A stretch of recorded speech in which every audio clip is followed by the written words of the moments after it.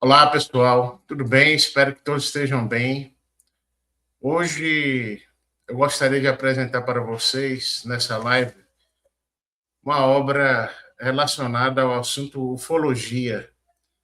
A obra se chama O Fenômeno UFO, Fatos, Fantasia e Desinformação, do John Michael Greer, e que foi lançada pela editora Madras. O primeiro título dessa obra que eu gostaria de apresentar é o seguinte: Antes da chegada dos discos, pré-história a 1947. A maioria das histórias famosas do fenômeno UFO tem sua origem em 1947, quando o piloto Kenneth Arnold avistou 9 objetos não identificados no ar, perto do Monte Rainier. Pesquisadores historicamente mais bem informados associam o fenômeno aos foguetes fantasmas, reportado no Cerro da Suécia em 1946, ou aos Foo Fighters, visto por pilotos tanto aliados quanto do eixo na Segunda Guerra Mundial, e aos dirigíveis fantasmas avistados no espaço aéreo norte-americano entre 1896 e 1897, e em 1909, bem como nos céus da Grã-Bretanha entre 1909 e 1912. Todos esses casos são precursores importantes do misterioso fenômeno UFO contemporâneo. Entretanto, assim como os próprios UFOs, eles também devem ser inseridos em um contexto histórico muito maior.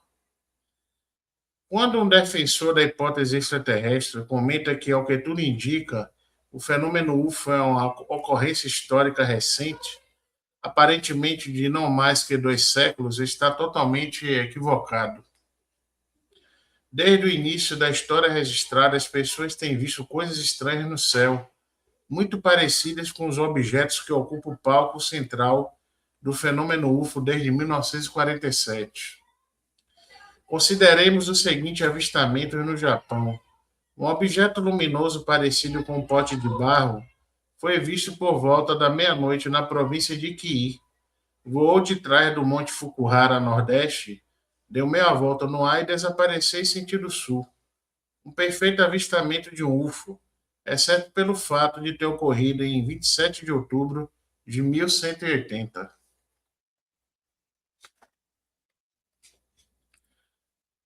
Esses avistamentos não são raros nos relatos antigos. Podemos citar mais alguns exemplos. O grande historiador romano Tito Livio descreve a aparição de um escudo do céu perto da cidade de Arpe, no livro 22 de suas histórias. Observações de escudos voadores semelhantes estão registradas nas crônicas de Plínio, no livro 2, capítulo 24 de sua História Natural.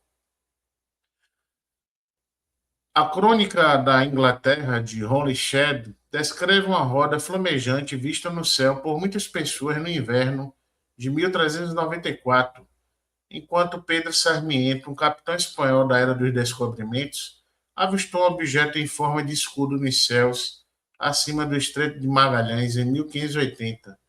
Essa lista breve se expande muito a partir de quase todas as crônicas históricas dos mundos antigo e medieval. Na Renascença e nos primeiros períodos modernos, toda uma literatura de prodígios, vários tipos de fenômenos inexplicáveis atingiram enorme popularidade, particularmente porque os eventos estranhos não eram raridade.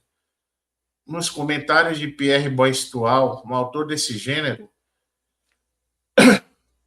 em sua História dos Prodígios de 1560, ele diz: a face do céu tem tão frequentemente sido desfigurada por cometas cabeludos e barbudos, tochas, chamas, colunas, lanças, escudos, dragões, luas e suas duplas, e outras coisas semelhantes, que se um homem quisesse contar na ordem aqueles que se sucederam desde o nascimento de Jesus Cristo e investigar as causas de sua origem, sua vida não seria longa o suficiente.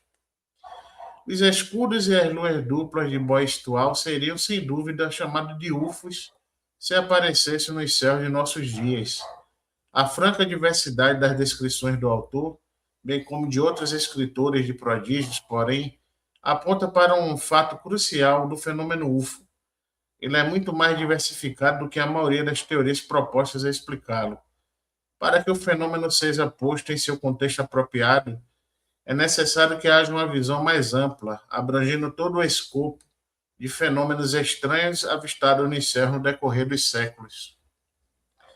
A lista de escudos voadores anterior poderia ser usada como exemplo de um mau hábito próprio dos dois lados da controvérsia ufológica contemporânea. Escolher em meio a dados diversos apenas aqueles que sustentam a teoria existente.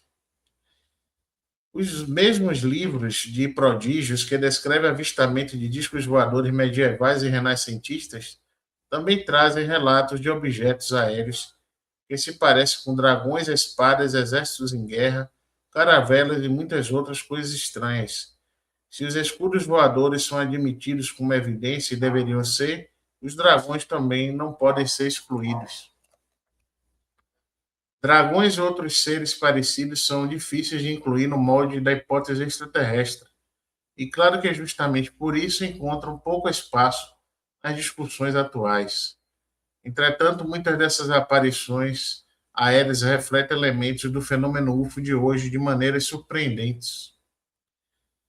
As pessoas no início da Europa medieval, por exemplo, estavam acostumadas com a ideia de seres não humanos que se locomoviam no ar e abduziam humanos para fins sinistros. Essas entidades pertenciam ao Wild Hunt, um exército espectral que galopava em cavalos fantasmas pelo céu noturno. A Wild Hunt não era apenas folclore. Há pessoas que vivem hoje no sul da Alemanha e nos cantões norte da Suíça, onde muitas crenças antigas perduram, que juram ter visto esses seres em sua juventude. Outra classe de seres lendários no folclore europeu também tem certa relevância com o fenômeno UFO moderno.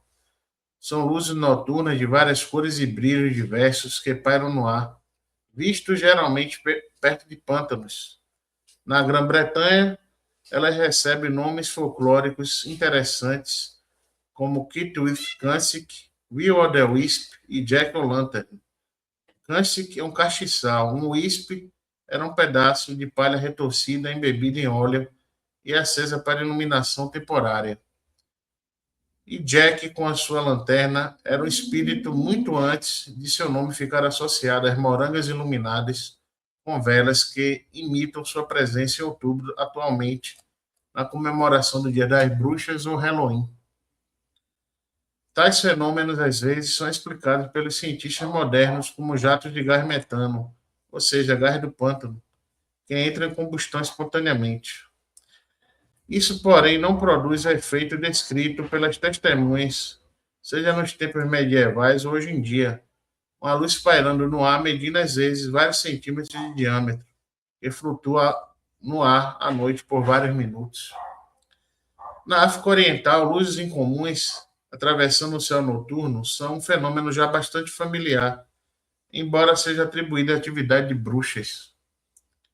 Essas luzes não são apenas folclóricas.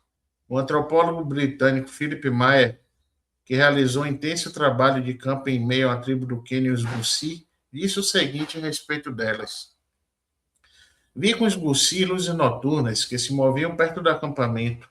Elas se apagavam e se acendiam de novo, exatamente como alega o mito das bruxas. Os Gussi dizem que as bruxas produzem esse efeito levantando e baixando as tampas de seus caldeirões no fogo, os quais carregam consigo. Outro antropólogo igualmente famoso, E. Evans Pritchard, cuja obra de 1937, Witchcraft and Oracles Among the Azand, é considerada a explicação científica clássica das crenças em bruxas. Admitiu ter visto as mesmas luzes misteriosas que Maia observou e que os Azand, assim como os Gussi, as atribuíam a bruxas voadoras. Desde a aurora da história registrada, os seres humanos têm visto coisas estranhas se movendo no ar.